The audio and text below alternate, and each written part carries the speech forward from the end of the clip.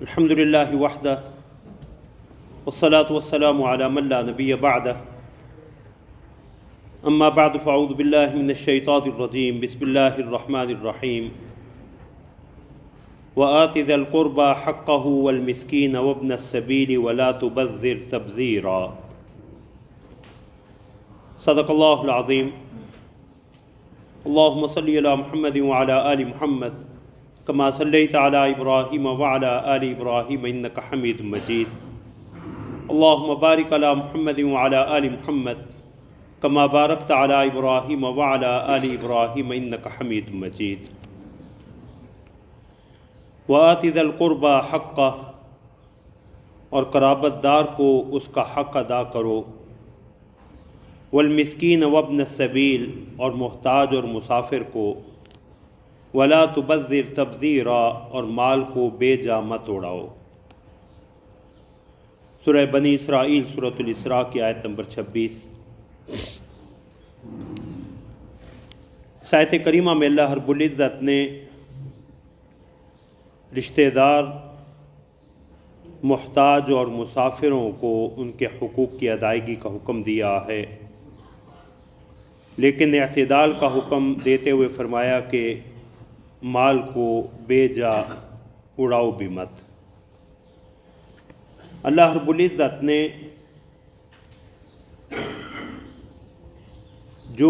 جن بندوں کے حقوق انسان کے ذمے لازم قرار دیے ہیں، انہیں اللہ رب العزت قرآن کریم میں ذو القربہ، رشتہ دار یا قرابت دار یا الاقربین کا لقب دیتے ہیں، اور یہ قریبی رشتہ دار جو ہے، اس میں انسان کے تمام رشتہ دار جو ہے وہ آ جاتے ہیں۔ شریعت اسلامیہ نے اس حوالے سے جو اصطلاح یا ٹرم استعمال کی ہے وہ صلہ رحمی ہے۔ ارحام رحم کی جمع ہے، اور رحم ماں کے پیٹ میں وہ بچہ دانی ہے جس میں بچہ پرورش پاتا۔ تو گویا ان تمام رشتوں کی بنیاد ماں کے پیٹ سے ہی بچہ لے کے آتا ہے، کہ جس مرد کا نطفہ اس بچہ دانی میں رحم میں پہنچا ہے، اس کے سارے رشتہ دار جو ہے وہ خود باپ ہے، اس کے بھائی چچا ہیں، بہنیں پھوپھی ہیں، ددیال کے سارے رشتے اسی بنیاد سے۔ اور جس خاتون کے پیٹ میں وہ پرورش پا رہا ہے وہ اس کی ماں ہے، اس کی بہنیں اس کی خالہ ہیں، اس کے بھائی اس کے ماموں ہیں، اس کے ماں باپ اس کے نانا نانی ہیں، تو ننیال کے سارے رشتوں کی بنیاد یہ ماں ہے۔ اس لیے رسول اللہ صلی اللہ علیہ وسلم نے احادیث مبارکہ میں جس تعبیر کو اختیار کیا ہے وہ صلہ رحمی ہے۔ تو صلہ رحمی کیا ہے کہ رشتہ داروں کے ساتھ تعلقات کو جوڑے رکھنا، ان کے تعلقات کو ادا کرتے رہنا، اور قطع رحمی کیا ہے کہ رشتہ داروں کے حقوق کو ادا نہ کرنا، ان تعلقات کو توڑ دینا۔ ان تعلقات کی یا رشتہ داروں کے ساتھ حسن سلوک کی اہمیت کیا ہے؟ سورہ نساء کی پہلی آیت کریمہ میں اللہ رب العزت نے ارشاد فرمایا واتقوا اللہ الذی تساءلون بہ والارحام ان اللہ کان علیکم رقیبا، اللہ سے ڈرتے رہو جس کا واسطہ دے کے تم لوگوں سے سوال کرتے ہو، والارحام، اور رشتہ داریوں سے بھی ڈرتے رہو۔ اس اللہ سے ڈرتے رہو کہ جس کا واسطہ دے کے تم لوگوں سے اپنے مطالبات پورے کرواتے ہو، کہ اگر تو تم زوراور ہو، طاقتور ہو، اثر و رسوخ والے ہو تو تم اپنا حق لے لیتے ہو، لیکن اگر تم حق لینے کی پوزیشن میں نہیں ہوتے تو پھر تم اللہ کا واسطہ دے کے کہتے ہو کہ میرا حق مجھے ادا کر دو۔ تو فرمایا جب تم اپنا حق لینے میں اللہ کا واسطہ دیتے ہو تو اوروں کا حق ادا کرتے ہوئے اس اللہ سے کیوں نہیں ڈرتے؟ والارحام، اور رشتہ داریوں سے بھی ڈرو۔ رشتہ داریوں سے ڈرنے کا مفہوم حضرات مفسرین نے یہ بیان کیا ہے کہ انہیں نبھانے میں، ان کے حقوق ادا کرنے میں اللہ سے ڈرتے رہو، اور رشتہ داریاں توڑنے والے نہ بنو، ان میں کوتاہی نہ کرو۔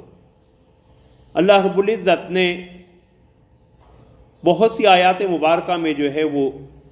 صلہ رحمی کا، رشتہ داروں کے حقوق ادا کرنے کا حکم دیا۔ آیت البر میں بھی گزر چکا ہے، سورہ نساء کی آیت نمبر 36 میں بھی وَاعْبُدُوا اللَّهَ وَلَا تُشْرِكُوا بِهِ شَيْئًا وَبِالْوَالِدَيْنِ إِحْسَانًا وَبِذِي الْقُرْبَىٰ،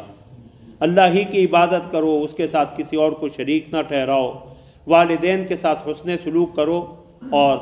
رشتہ داروں کے ساتھ حسن سلوک کرو، ان سے اچھا رویہ اپناؤ۔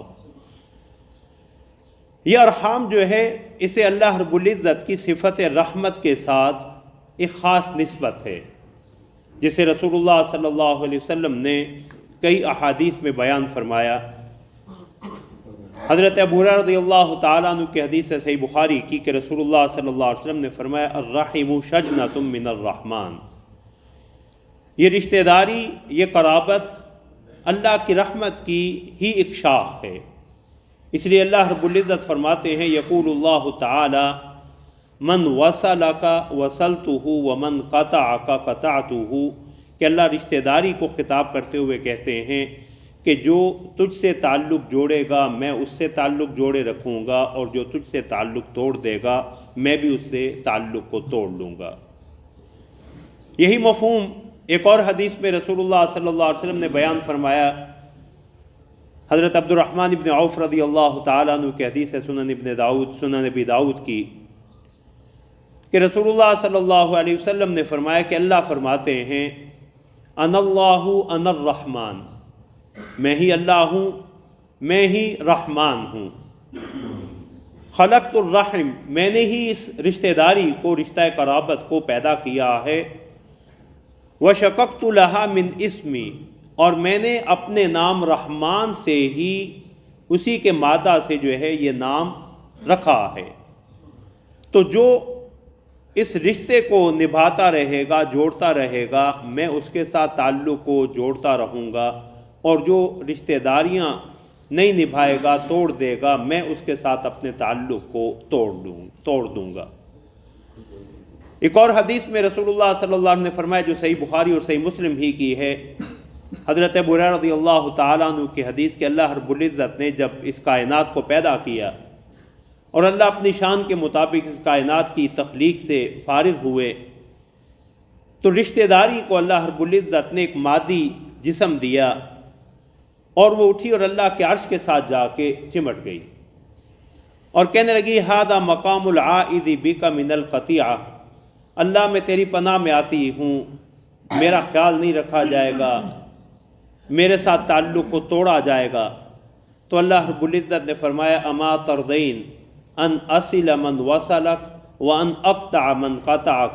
کیا تو اس بات پہ راضی نہیں کہ جو تجھ سے تعلق کو جوڑے رکھے میں اس سے تعلق کو جوڑے رکھوں گا، اور جو تجھ سے تعلق کو توڑ دے گا میں اس سے تعلق کو توڑ دوں گا۔ تو رشتہ داری نے کہا بلا کیوں نہیں؟ تو پھر رسول اللہ صلی اللہ علیہ وسلم نے فرمایا اقرؤوا ان شئتم، اگر تم اس کی تائید قرآن کریم میں پڑھنا چاہتے ہو تو یہ پڑھ لو۔ پھر آپ نے سورہ محمد کی دو آیات مبارکہ جو ہے وہ تلاوت کی، فَهَلْ عَسَيْتُمْ إِن تَوَلَّيْتُمْ أَن تُفْسِدُوا فِي الْأَرْضِ وَتُقَطِّعُوا أَرْحَامَكُمْ أُولَٰئِكَ الَّذِينَ لَعَنَهُمُ اللَّهُ فَأَصَمَّهُمْ وَأَعْمَىٰ أَبْصَارَهُمْ، کہ اگر تمہیں اقتدار مل جائے زمین میں، منافقین سے خطاب ہے کہ اس بات کا امکان اور احتمال ہے کہ اگر تمہیں زمین میں اقتدار مل جائے،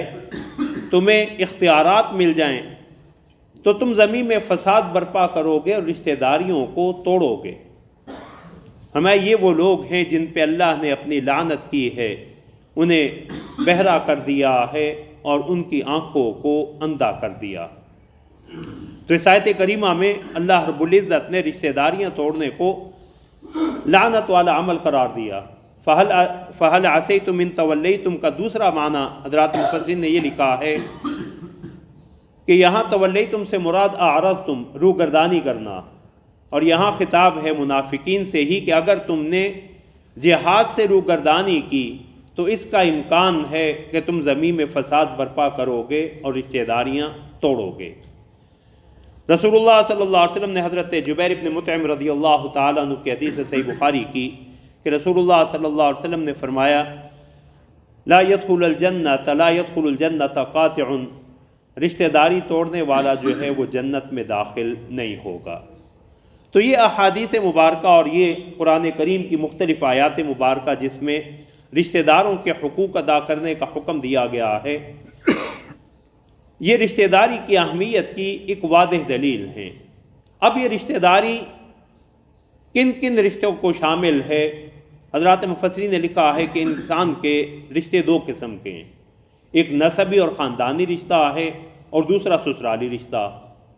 وَهُوَ الَّذِي خَلَقَ مِنَ الْمَاءِ بَشَرًا فَجَعَلَهُ نَسَبًا وَصِهْرًا، اللہ نے دونوں کو ذکر کیا کہ وہی اللہ ہے جس نے پانی کی ایک بوند سے اس انسان کو پیدا کیا اور پھر اسے نسبا وصہرا، اس کے جو ہے وہ خاندانی رشتے بھی بنا دیے، وصہرا اور سسرالی رشتے بھی بنا دیے۔ بلکہ حضرات مفسرین نے تو رسول اللہ صلی اللہ علیہ وسلم کی احادیث مبارکہ اور آپ کے عمل کی بنا پہ رضاعی رشتوں کو، دودھ کی بنا پہ، رضاعت کی بنا پہ جو رشتے ہیں انہیں بھی قرابت داروں کی فہرست میں جو ہے یا عموم میں شامل کیا۔ اور رشتہ داروں کے ساتھ تعلقات کی سب سے بڑی بنیاد جو اللہ رب العزت نے بیان کی ہے وَاتَّقُوا اللَّهَ الَّذِي تَسَاءَلُونَ بِهِ وَالْأَرْحَامَ میں، کہ ان رشتہ داروں کے ساتھ تعلقات ادا کرتے ہوئے یہ بات ذہن میں رہے کہ رشتہ داری بدلہ اتارنے یا بدلے میں رشتہ داری نبھانے کا نام نہیں، بلکہ رشتہ داری اس لیے نبھاؤ کہ یہ اللہ کا حکم ہے۔ رشتہ داری اس لیے نبھانی ہے کہ اللہ نے، اس لیے حضرات مفسرین نے لکھا ہے کہ رشتہ داروں کی ادائیگی در حقیقت اللہ کے حکم کی تعمیل ہے، کہ ان رشتوں کا حکم کس نے دیا ہے؟ اللہ نے دیا۔ تو رشتہ داریاں نبھانا در حقیقت اللہ رب العزت کے حکم کی تعمیل کرنا۔ اس لیے رسول اللہ صلی اللہ علیہ وسلم نے فرمایا کہ لیس الواصل بالمکافئ، بدلے میں رشتہ نبھانے والا کوئی ہماری غمی خوشی میں آ رہا ہے، ہم اس کی غمی خوشی میں جائیں، اس نے ہماری غمی خوشی میں ہمارے ساتھ کوئی تعاون کیا، ہم تعاون کریں، ورنہ ہم ہاتھ کھینچ لیں، فرمایا یہ رشتہ داری نبھانے والا نہیں ہے، یہ صلہ رحمی کرنے والا نہیں ہے۔ وَلَكِنَّ الْوَاصِلَ إِذَا قُطِعَتْ رَحِمُهُ وَصَلَهَا، رشتہ داری نبھانے والا تو وہ شخص ہوتا ہے کہ جس کے ساتھ اگر تعلقات توڑے بھی جائیں وہ پھر بھی ان تعلقات کو نبھانے کی فکر کرتا رہے، وہ پھر بھی ان تعلقات کو جوڑے۔ حضرت عقبہ بن عامر رضی اللہ تعالیٰ عنہ کی ایک حدیث میں رسول اللہ صلی اللہ علیہ وسلم نے فرمایا کہ الا اخبرک بافضل اخلاق اہل الدنیا والآخرہ، کہ عقبہ میں تمہیں دنیا اور آخرت کے سب سے بہترین اخلاق نہ بتلاؤں؟ تو کہا یا رسول اللہ ضرور ارشاد فرمائیں۔ تو فرمایا سل من قطعک، جو تم سے تعلق کو توڑے اس سے بھی تعلق جوڑے رکھو۔ وَأَعْطِ مَنْ حَرَمَكَ، جو تمہیں محروم رکھے نہ دے اسے بھی دو۔ وَأَعْرِضْ عَمَّنْ ظَلَمَكَ، اور جو تم پہ ظلم کرے اس سے بھی اعراض کرو۔ تو رسول اللہ صلی اللہ علیہ وسلم نے رشتہ داری نبھانے کی بنیاد جو ہے وہ صرف رشتے کو قرار دیا، بدلے کو بنیاد جو ہے وہ قرار نہیں دیا۔ اور قرآن کریم نے بدلے میں کہ رشتے کو اس لیے نبھایا جائے کہ جواب میں ہمیں بھی کچھ ملے گا، شریعت نے اسے ناپسندیدہ قرار دیا۔ وَمَا آتَيْتُم مِّن رِّبًا لِيَرْبُوَ فِي أَمْوَالِ النَّاسِ فَلَا يَرْبُو عِندَ اللَّهِ، اس آیت کریمہ کے دو مفہوم حضرات مفسرین نے بیان کیے کہ یہاں ربا سے مراد یا تو وہی اصطلاحی سود ہے کہ تم اگر سود لیتے ہو کہ لوگوں سے سودی معاملہ کیا کہ مال بڑھ جائے گا، تو فرمایا اللہ کے ہاں تو یہ بڑھتا نہیں، لیکن اکثر مفسرین کرام نے اسے بندوں کے باہمی لین دین پہ محمول کیا کہ کسی رشتہ دار کو، کسی غریب کو یا کسی ضرورت مند کے کام اس لیے آئے کہ میری ضرورت کے وقت وہ میرے کام آئے گا۔ رشتہ داروں کو اس لیے شادی بیاہ کے موقع پہ دیا کہ کل میرے گھر میں شادی ہوگی تو وہ بھی مجھے لوٹائیں گے، تو فرمایا یہ جو تم دیتے ہو فلا یربو عند اللہ، یہ اللہ کے ہاں اس میں اضافہ اور برکت جو ہے وہ نہیں ہوتی۔ تو رسول اللہ صلی اللہ علیہ وسلم کی یہ احادیث مبارکہ رشتہ داروں کے ساتھ تعلقات نبھانے کی اہمیت کی بہت بڑی دلیل ہیں۔ اب رشتہ داروں کے ساتھ تعلقات یا ان کے اہم حقوق کیا ہیں؟ احادیث مبارکہ میں رسول اللہ صلی اللہ علیہ وسلم نے کئی حقوق کی طرف جو ہے وہ اشارہ فرمایا، بیان فرمایا، کیونکہ یہ ارحام کا یا قرابت کا یا اقربین کا عموم جو ہے سارے رشتوں پہ ہے۔ اس میں ماں باپ بھی آ گئے، اولاد بھی آ گئی، میاں بیوی بھی آ گئے، بہن بھائی بھی آ گئے، دیگر رشتہ دار بھی آ گئے۔ رسول اللہ صلی اللہ علیہ وسلم کے تعلیم کردہ ان حقوق میں ایک حق یہ ہے کہ رشتہ داروں کے ساتھ جو ہے وہ میل جول رکھی جائے، رشتہ داروں کے ہاں آنا جانا رکھا جائے۔ رسول اللہ صلی اللہ علیہ وسلم نے ایک حدیث کا ذکر فرمایا کہ ایک آدمی کسی بستی میں اپنے کسی بھائی کو ملنے جاتا اور مقصد صرف یہ ہوتا ہے اللہ مجھ سے راضی ہو، اللہ کی رضا کے لیے، تو فرشتہ آتا ہے انسانی شکل میں، آ کے اس کے راہ میں بیٹھ جاتا اور کہاں جا رہے ہو؟ کہتے ہیں فلاں بستی میں میرا کوئی بھائی رہتا ہے، میرا عزیز رشتہ دار رہتا ہے، میں اس سے ملنے جا رہا ہوں۔ تو یہ پوچھتا ہے کہ حل لہ علیک من نعمت تربھا، اس کا کوئی تیرے اوپر کوئی احسان ہے، اس نے تیرے ساتھ کوئی اچھا سلوک کیا ہو جس کی بنا پہ تو سے ملنے جا رہا؟ تو کہتا نہیں، میں تو صرف اللہ کی رضا کے لیے اس سے محبت کرتا ہوں۔ تو وہ فرشتہ کہتا ہے انی رسول اللہ الیک، اللہ نے مجھے تیری طرف قاصد بنا کے بھیجا ہے، اور اللہ تجھے یہ کہہ رہے ہیں کہ جس ذات کی خاطر تو نے اپنے اس بھائی سے محبت کی ہے وہ ذات تجھ سے بھی محبت کرتی ہے۔ تو اللہ کی محبت کا حصول جو ہے، اسی طرح رشتہ داروں سے ناراضگی نہ پالی جائے، یہ سب سے بڑا حق جو ہے کہ رشتہ داروں کے ساتھ تعلقات بحال رکھے جائیں۔ رسول اللہ صلی اللہ علیہ وسلم نے عام مسلمان کے حوالے سے جو ارشاد فرمایا کہ لا یحل لمسلم ان یہجر اخاہ فوق ثلاث، کسی مسلمان کے لیے جائز نہیں کہ وہ اپنے بھائی سے 3 دن سے زیادہ جو ہے وہ قطع تعلقی کرے۔ تو رشتہ داروں کے ساتھ یہ تعلقات جو ہے انہیں بحال کرنے کی فکر کریں، خواہ ان کی بدسلوکی ہی کیوں نہ ہو۔ حضرت ابوبکر صدیق رضی اللہ تعالی عنہ، اولاد کا غم، اولاد کی آزمائش سب سے بڑی آزمائش ہوتی ہے، اللہ ہمیں محفوظ رکھیں۔ اور سیدہ عائشہ رضی اللہ تعالی عنہ حرم نبوت پہ جب منافقین نے وار کیا، تہمت لگائی، اسی پروپیگنڈا میں حضرت ابوبکر رضی اللہ تعالی عنہ کے ایک رشتہ دار مصطح بھی اس پروپیگنڈے کا شکار ہو گئے، ان کی زبان سے بھی نامناسب جملہ نکل گیا۔ جب سیدنا صدیق اکبر کو پتہ چلا تو ان کا سارا خرچہ حضرت ابوبکر نے اٹھا رکھا تھا، قسم اٹھا لی کہ آئندہ میں جو ہے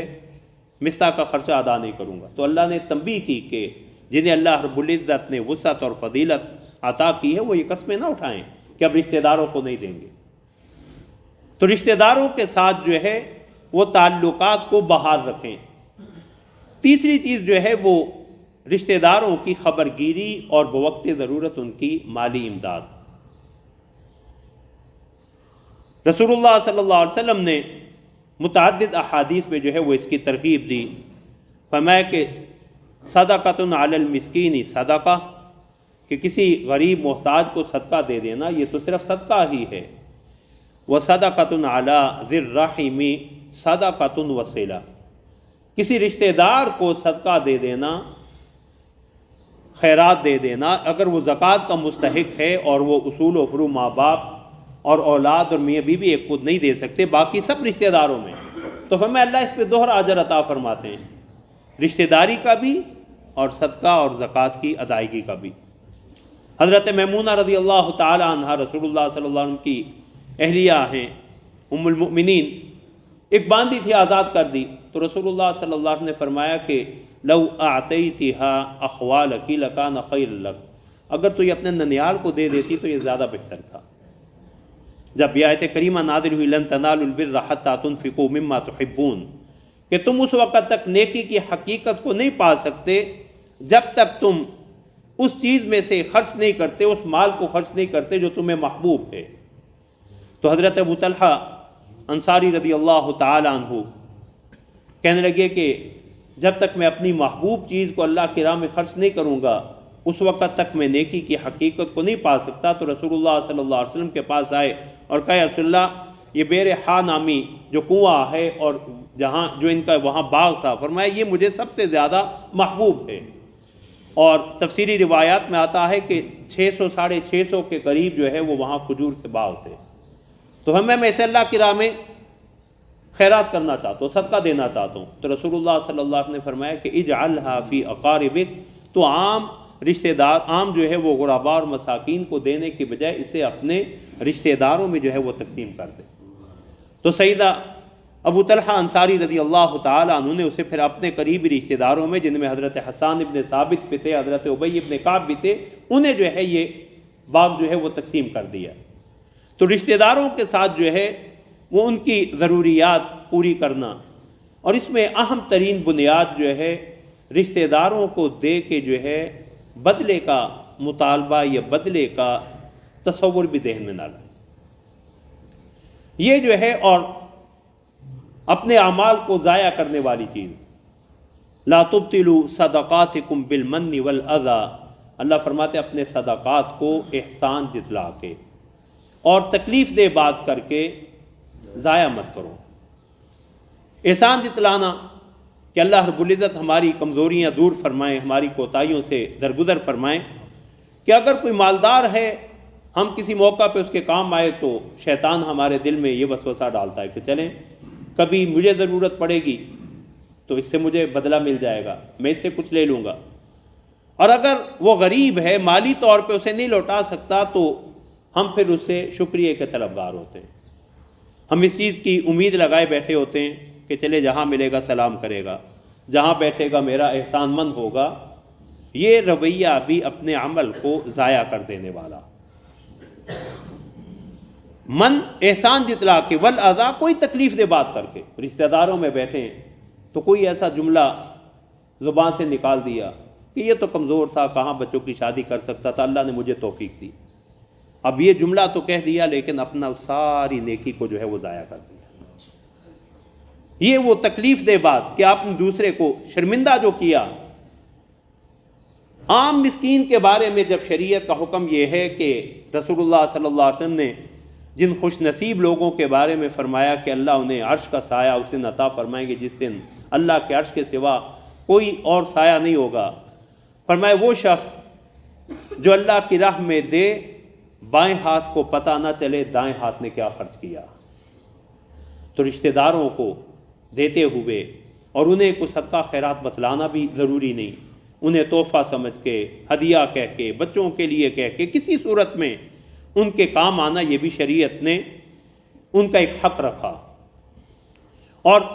قرابت داروں کی رشتہ داری یا اہمیت، اس کا اندازہ آپ اس بات سے لگائیں کہ اللہ رب العزت نے رسول اللہ صلی اللہ علیہ وسلم کو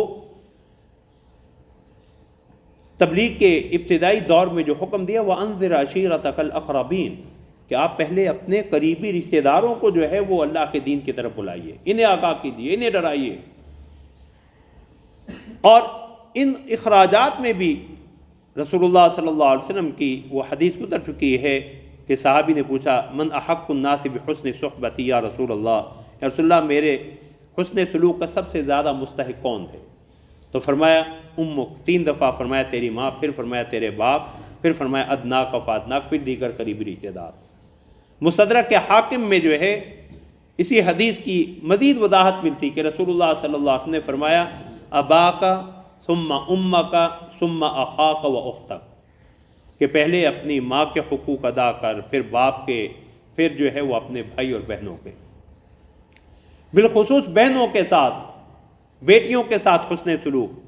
رسول اللہ صلی اللہ علیہ وسلم نے فرمایا کہ جس نے 3 بہنوں یا 3 بیٹیوں کی پرورش کی، یا 2 بہنوں یا 2 بیٹیوں کی پرورش کی، فَأَدَّبَهُنَّ، ان کی اچھی تربیت کی، وَأَحْسَنَ إِلَيْهِنَّ، ان کے ساتھ حسن سلوک کرتا رہا، وَزَوَّجَهُنَّ، اور بالغ ہو گئیں تو انہیں اپنے گھروں میں رخصت کر دیا، شادی کر دی، تو فرمایا ادخلہ اللہ بہن الجنہ، ان بچیوں یا بہنوں کی تربیت اور ان کے حقوق ادا کرنے کی بنا پہ اللہ اسے جنت میں بھیج دیں گے۔ اور دیگر احادیث میں رسول اللہ صلی اللہ علیہ وسلم نے اسے جنت میں اپنی رفاقت کا سبب بنایا کہ جو شخص جو ہے وہ من عال جاریتین حتی تبلغا، جو 2 بچیوں کی، یہ جاریہ کا لفظ جو ہے وہ نوعمر لڑکی کو کہتے ہیں، عام ہے، بہنیں ہوں، بیٹیاں ہوں، تو فرمایا جو ان کی پرورش کرتا ہے یہاں تک کہ بالغ ہو جائیں اور پھر انہیں اپنی حیثیت کے مطابق شادی ان کی کر دے،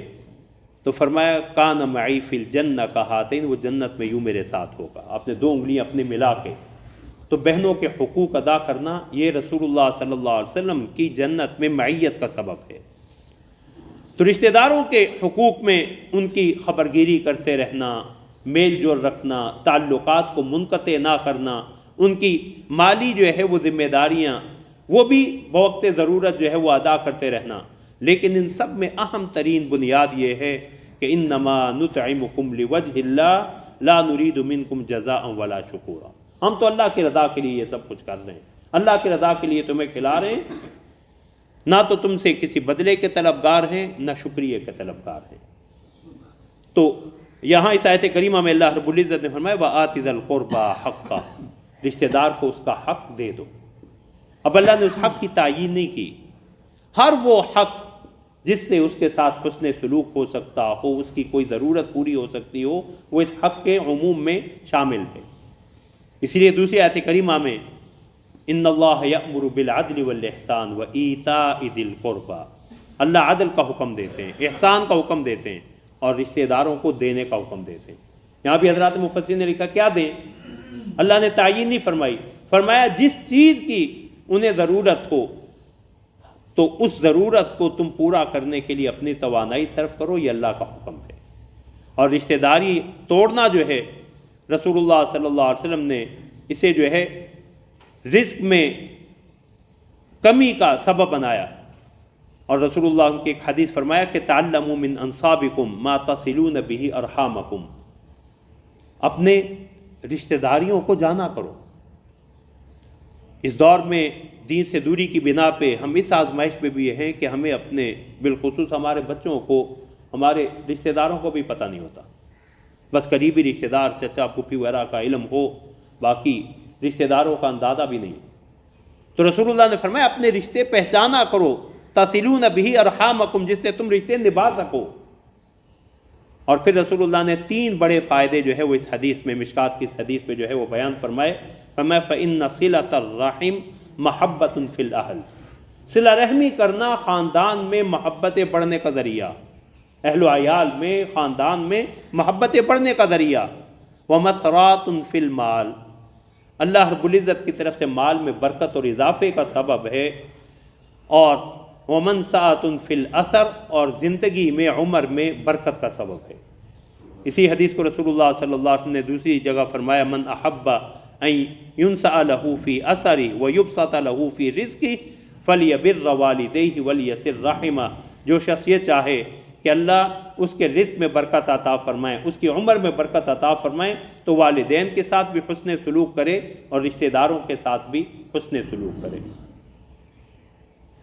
تو رسول اللہ صلی اللہ علیہ وسلم کی احادیث مبارکہ ہمیں اپنے رویوں پہ